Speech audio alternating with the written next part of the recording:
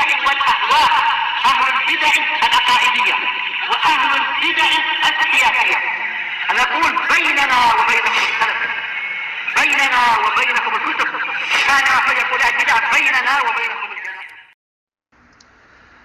بسم الله الرحمن الرحيم. الحمد لله الذي أرسل رسوله بالهدى ودين الحق ليظهره على الدين كله وكفى بالله الشهيدا. وأشهد أن لا إله إلا الله وحده لا شريك له إقرارا به وتوحيدا. وأشهد أن محمدا عبده ورسوله صلى الله عليه وعلى آله وسلم تسليما مزيدا لا نبي بعده. Ikhwani fid din wa akhwati fillah, a'azzani wa azzakumullah wa barakallahu fikum. Kita lanjutkan bacaan terhadap kitab Syarah Ad-Durusul Muhimmah li'ammatil ummah karya Asy-Syaikh Al-'Allamah Abdul Aziz Ibnu Abdullah Ibnu Baz rahmatullah alaih. Yang mana sekarang kita masih berada pada penyebutan mengenai adab-adab di dalam agama Islam ini. Termasuk adab yang mulia yang kemarin kita baca adalah menunaikan amanah sesuai dengan yang diamanahkan kepadanya. Tidak berkhianat, tidak memperlakukan amanah seenaknya, tapi tunaikan amanah tersebut sesuai dengan yang diamanahi. Kita lanjutkan barakallahu fikum, halaman 258 bagian tengah bawah itu diperhatikan. Wa minal amanati ada'ul wada'i wa hifdzuha. Qala ta'ala innallaha ya'murukum an tu'addul amanati ila ahliha. Termasuk bentuk amanah menunaikan titipan-titipan dan juga menjaganya. Maksudnya orang diamanahi dengan suatu barang, dititipin suatu barang, dia menjaganya dan menghantarkan sesuai dengan apa yang diamanahi tadi. Kalau misalkan dia amanahnya adalah harta, diamanahi harta untuk menyalurkan kepada fuqara wal masakin, dia sampaikan kepada fuqara wal masakin, tidak dibelokkan. Faham ya? Kalau dia diamanahi untuk menjagakan suatu barang, dia menjaganya, tidak merusaknya. Karena biasanya kita jumpai ada yang namanya jasa penitipan barang. Di situ dia amanah. Dia menjaga barang sesuai dengan amanah tadi. Itu. Allah Ta'ala mengatakan sesungguhnya Allah Ta'ala merintahkan kalian untuk menunaikan amanah kepada pemiliknya. Maksudnya bagaimana? Kalau amanahnya barang tersebut untuk salurkan fuqara wal masakin, sampaikan kepada fuqara wal masakin. Taruhlah kita misalkan pemegang dakwah, atau misalkan mudir ma'had misalkan, atau dia seorang guru atau ustaz atau syekh memegang suatu ma'had, diamanahi harta untuk menyampaikan kepada fuqara masakin, sampaikan. Diamanahi harta untuk pembangunan masjid, sampaikan. Diamanahi harta untuk barakallahu fikum keperluan santri, sampaikan sesuai dengan amanahnya. Faham ya? Itu penting sekali karena amanah itu berat, sebagaimana kemarin sudah kita lewati dalilnya kan. Awal mula amanah ditawarkan, disodorkan kepada siapa? Langit, kemudian bumi, bahkan gunung. Mereka semuanya merasa keberatan dan enggan untuk mikulnya. Ternyata yang berani mikul manusia. Paham ya? Padahal berat amanah itu ya. Nah, kita lihat lagi. Wa qala alaihi salatu wassalam addil amanata ila man i'tamanaka. Ila man i'tamanaka wa la takhun man khanaka. Rawahu Tirmidzi wa Abu Daud bi sanadin sahih, masyaallah. Dan Rasulullah sallallahu alaihi wasallam mengatakan, tunaikanlah, serahkanlah amanah kepada orang yang mengamanahimu. Serahkan, tunaikan sesuai dengan amanahnya. Dan jangan kamu berkhianat, mengkhianati orang yang berkhianat kepadamu. Maksudnya kalau ada orang berkhianat kepada kita, enggak perlu kita membalas dengan pengkhianatan. Biarkan Allah Ta'ala yang balas. Paham ya? Nah, barakallahu fikum, karena balasan Allah Ta'ala tentunya lebih tepat dan lebih sempurna. Faham maksudnya ya? Jadi amanah harus kita apa? Sampaikan, harus kita salurkan kepada pemiliknya. Jangan sampai keliru di dalam Nah, barakallahu fiikum menjalankan amanah tersebut. Wa min alamatil munafiq adamu ada'il amanah, termasuk tanda orang munafik tidak menunaikan amanah. Qala alaihi salatu wassalam fi sifatil munafiq wa idza tumina khan. Allah Ta'ala mengatakan mengenai keadaan orang munafik, sifatnya apa? Idza tumina khan. Apabila dipercaya berkhianat. Dipercaya berkhianat. Itu termasuk cirinya orang munafik. Dipercayai suatu harta, diamanahi, dia berkhianat. Amanahnya 100 juta untuk pembangunan pondok, dia belokkan 50 juta untuk beli karimun. Untuk beli mobil, untuk beli mobil pribadi misalkan. Itu sudah amanah itu. Faham ya?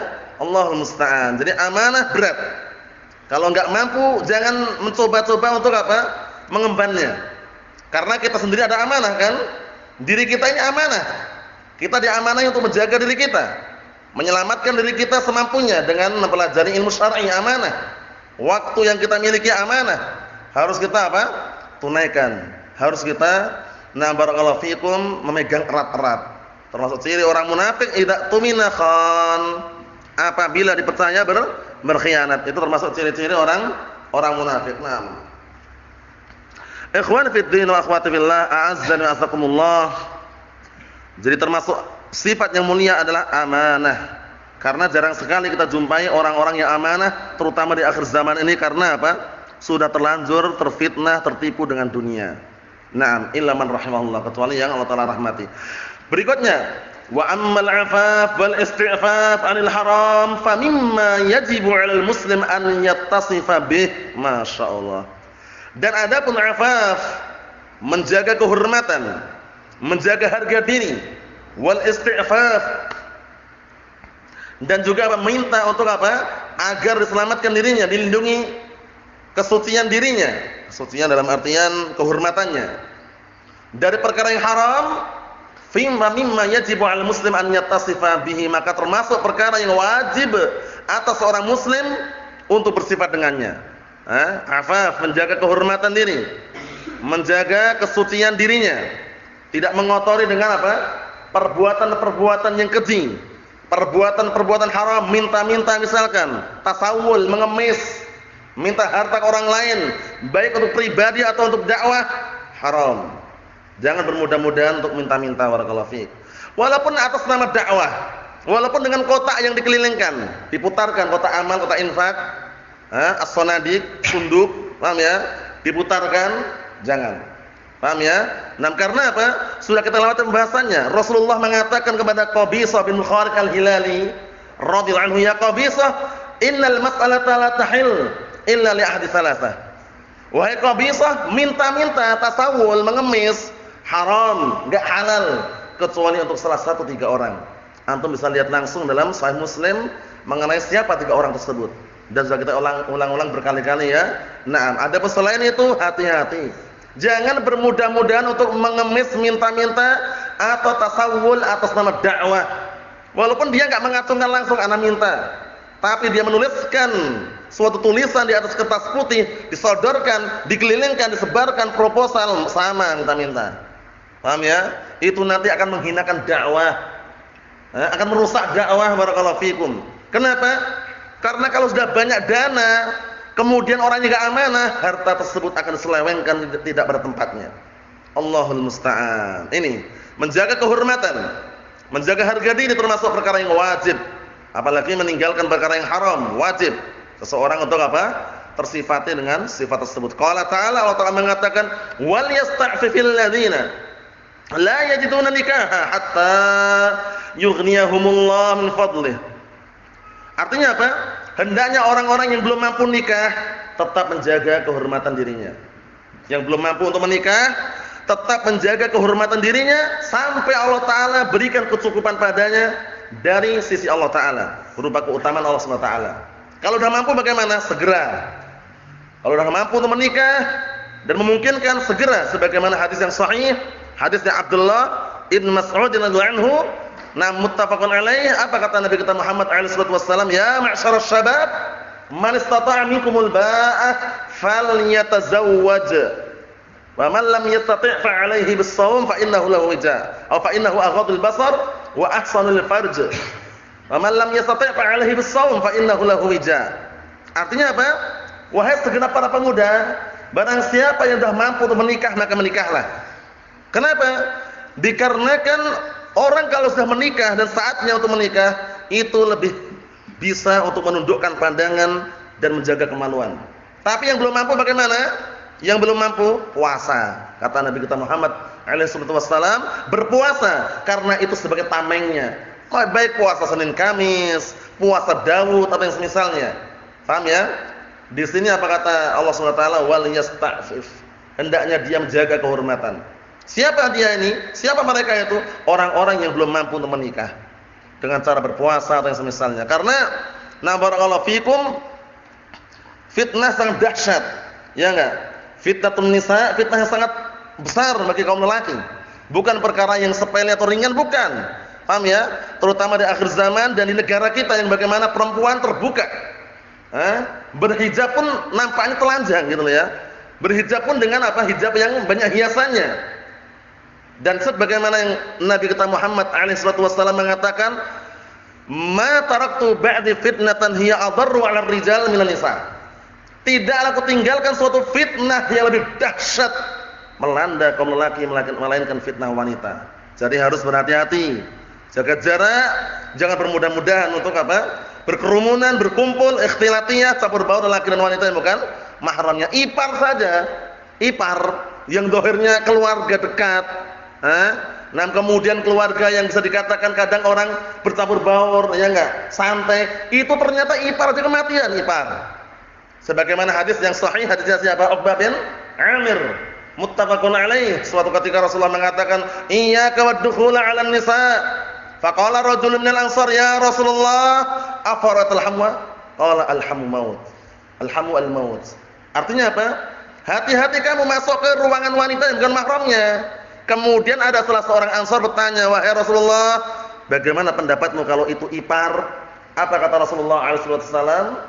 Nabi kita Muhammad alaihi wasallam beliau mengatakan ipar itu adalah kematian. Karena orang enggak merasa kalau itu ternyata bukan mahramnya. Santai, tenang, berduaan, kadang boncengan, terjadilah apa yang terjadi perzinahan yang semisalnya. Wa'iyadzubillah. Fitnah barakallahu fikum. Nah, ini kalau menjaga harga diri, menjaga kehormatannya termasuk orang yang sangat mulia. Kita lanjutkan, nanti ada kisah yang sudah kita lewati berkali-kali. Sab'atun yudhilluhumullah fi dhillihi yauma la dhilla illa dhilluh. 7 orang yang akan mendapatkan naungan di suatu hari yang tidak ada naungan kecuali naungan Allah Subhanahu wa taala. Di antaranya apa? Wa rajulun da'athu imra'atun dzatu jamalin wa mansibin faqala inni akhafullah. Kita lihat. Fal muslimu ya'if 'anil wuqu' bil muharramat minal fawahish yarju ma'indallah minal ajr wal masubah. Masyaallah. Maka seorang muslim hendaknya menjaga kehormatan dirinya dari apa? Terjatuh dalam perkara yang diharamkan berupa fawahish, perbuatan keji, perzinaan atau yang semisalnya. Yarju, dalam keadaan mengharapkan ma'indallah, mengharapkan apa yang ada di sisi Allah minal ajr berupa pahala wal masubah, ganjaran. Waqad dzakara al-Mustafa sallallahu alaihi wasallam, dan sungguh al-Mustafa, siapa Mustafa ini? Rasulullah sallallahu alaihi wasallam telah menyebutkan anna minas sab'ah alladzina yudhilluhumullah fi dhillih, termasuk 7 orang yang mendapatkan naungan di suatu hari yang tidak ada naungan kecuali Allah taala. Siapa di antaranya? Antum lihat situ. Wa rajulun da'athu imra'atun dzatu mansibin wa jamalin faqala inni akhafullah. Masyaallah. Luar biasa orang ini. Biasanya laki-laki yang bujuk merayu untuk mendapatkan wanita. Tapi ini tidak, ini perempuannya yang mengajak berzina. Mengajak untuk berzina, tapi laki-lakinya masyaallah kuatnya luar biasa. Paham ya? Bisa menepis dan menahan syahwat. Paham ya? Coba ini. Termasuk salah satu orang tersebut, orang yang diajak berzina oleh seorang wanita. Wanitanya bukan wanita sembarangan. Zatu mansibin wa jamalin. Perempuan yang sudah cantik, punya kedudukan, keturunan bangsawan, keturunan raja, keturunan pahlawan, paham ya? Keturunan darah merah, mata biru, paham ya? Intinya sudah terpenuhi semua syarat-syaratnya, paham ya? Nah, tapi ingat, ternyata laki-laki ini masya Allah luar biasa. dia diajak untuk berzina, dia mengatakan inni akhafullah, sesungguhnya aku takut kepada Allah Subhanahu wa taala. Inilah tipe orang yang apa? Yang akan mendapatkan naungan di suatu hari yang tidak ada naungan kecuali naungan Allah Subhanahu wa taala. Kita lihat lagi. Wa minal afaf wa ta'affuf, dan termasuk bentuk menjaga kehormatan diri. Anna barakallahu fikum, wa minal afaf, termasuk bentuk menjaga kehormatan diri at-ta'affuf an su'alin nas. Perhatian penting ini ya.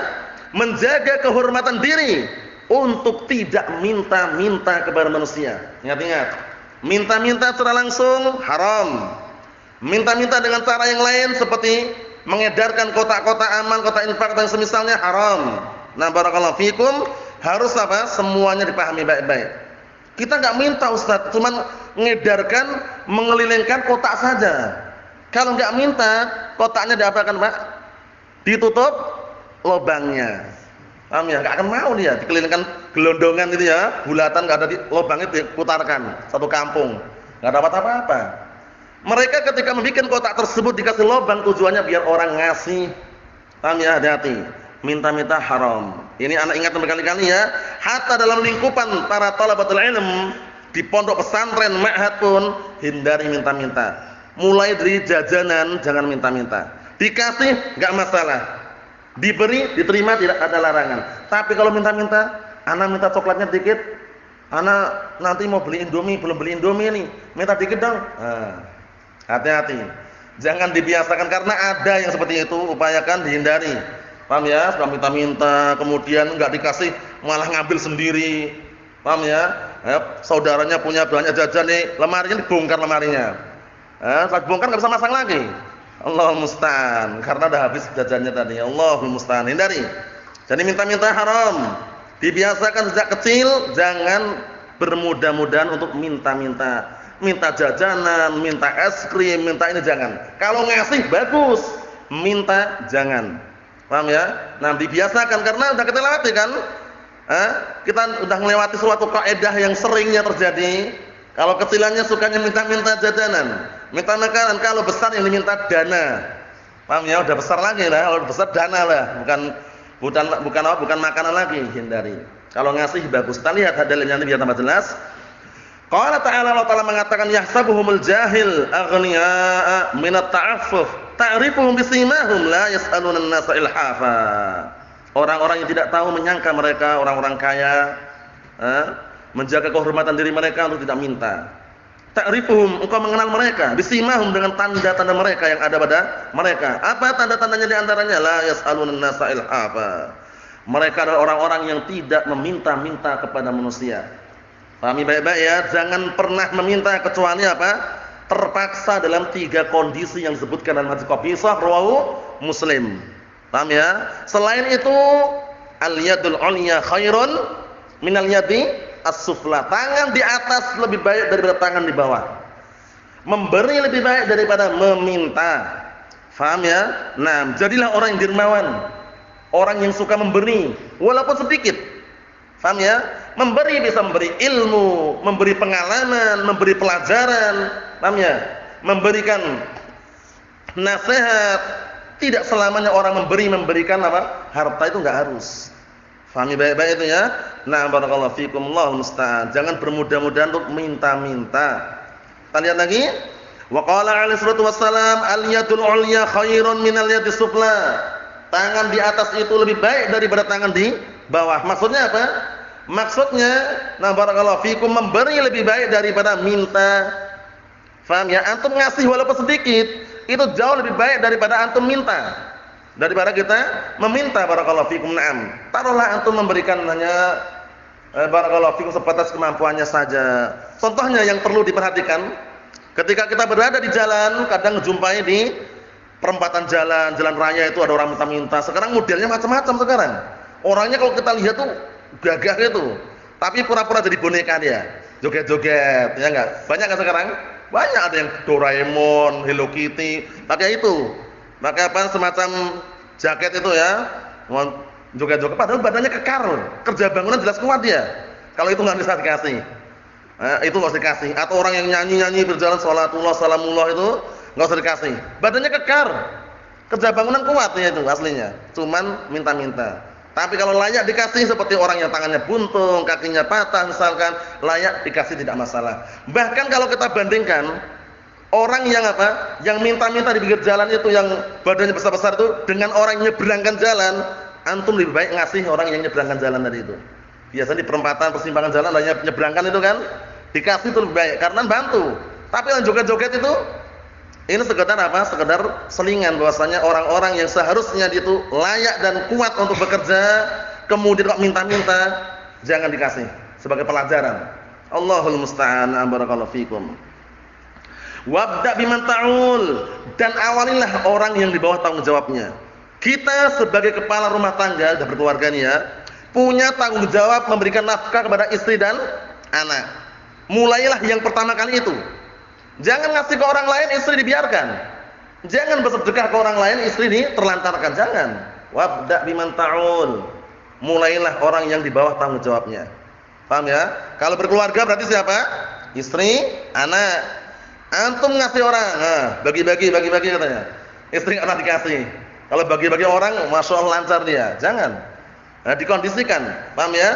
Nah, barakallahu fikum, dalam keadaan meninggalkan kecukupan dalam keluarganya, kemudian apa? Memberikan orang lain itu bagus. Dalam keluarga sudah cukup dulu.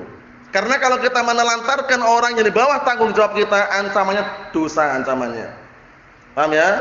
Sudah menikah nggak peduli, pokoknya dia kerja gajian dimakan sendiri. Allah musta'an. Gajian dimasukkan kantong sendiri, dimakan sendiri, istri nggak pernah dikasih. Itu keliru. Ancamannya apa? Dosa. Kafa bil mar'i itsman an yudhi'a man ya'ul. Cukuplah suatu dosa bagi seorang yang menyia-nyiakan orang yang di bawah tanggung jawabnya. Paham ya? Seorang istri barakallahu fikum, kita punya tanggung jawab memberikan nafkah, hatta walaupun antum kasih sehari cuma 20.000, senang. Daripada antum enggak ngasih. Paham ya? Nah, barakallahu fikum. Atau sehari antum kasih taruhlah 10.000. Senang daripada antum ngasih cuma awal kali nikah ngasih mahar. Setelah itu ngasih sama sekali. Karena ketika sudah berkeluarga barakallahu fikum harus diingat baik-baik. Tanggung jawab ada di situ. Ngasih nafkah istri, anak. Paham ya? Ancamannya dosa kalau tidak memberikan nafkah atau tidak menyantuninya. Naam. Kita lihat lagi. Wa khairu shadaqah ma kana 'an dhahril ghina. Sebaik-baik sedekah adalah yang sedekah itu muncul dalam keadaan meninggalkan kecukupan. Maksudnya bagaimana? Sudah cukup keluarganya, diberi semuanya baru ke orang lain. Paham ya? Jangan orang lain dulu. Keluarga nomor 1. 6.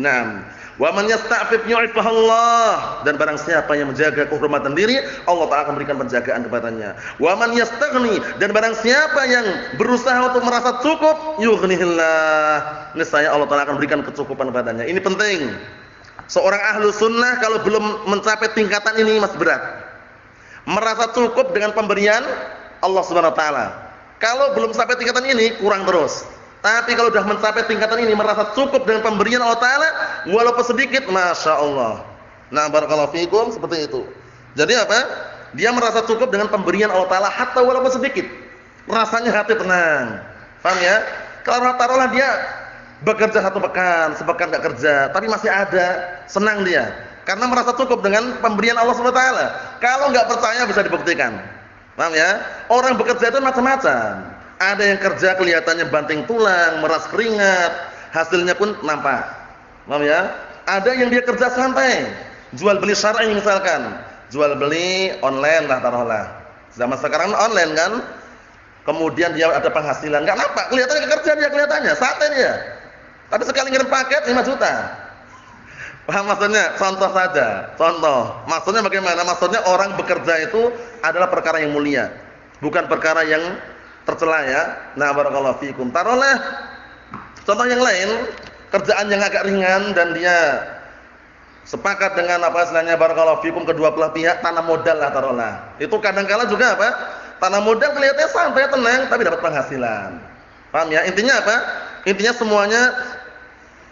Nah, barakallahu fikum, ketika merasa cukup dengan pemberian Allah Subhanahu wa taala, itu insyaallah tenang hatinya. Taruhlah dalam sehari itu tinggal 100.000. Nah, barakallahu fikum, karena dia merasa cukup dengan pemberian Allah taala, dia tenang. Enggak bingung, wah ini tinggal 100.000 nih. Besok makan apa ya? Santai, ada besok ada lagi insyaallah. Paham ya? Nah, kalau nggak percaya bisa dibuktikan karena mungkin ya sebagian orang beda-beda yang merasakannya, tapi kalau sudah sampai tingkatan ini insyaallah bahagia. Qad aflaha man aslama wa ruziqa kafafan wa qanna'ahu Allah bima atah. Sungguh beruntung orang yang beragama Islam. Kemudian diberikan rezeki yang cukup dan dia merasa qanaah, merasa cukup dengan pemberian Allah taala tadi itu. Sedikit disyukuri, banyak tidak dikufuri. Itu kaidahnya sudah. Sedikit disyukuri, ketika banyak tidak dikufuri. Paham ya? Maksudnya bagaimana? Tetap bersyukur. Tetap bersyukur. Masya Allah. Naam. Termasuk contoh saja, Ahlus Sunnah lah yang paling nomor 1 dalam hal ini. Kelihatannya Ahlus Sunnah itu kalau kerja cuma santai kan? Pagi jualan, ya enggak? Nanti sebelum itu udah pulang. Paham ya? Udah kipas-kipas. Kalaupun enggak kipas-kipas uang ya kipas-kipas pakai kertas. Maksudnya apa? Maksudnya itu tenang santai. Paham ya? Nah, keadaannya tenang karena ini tadi. Qanaah tadi itu. Itu kalau enggak dimiliki, wah, antum lihat di luar sana.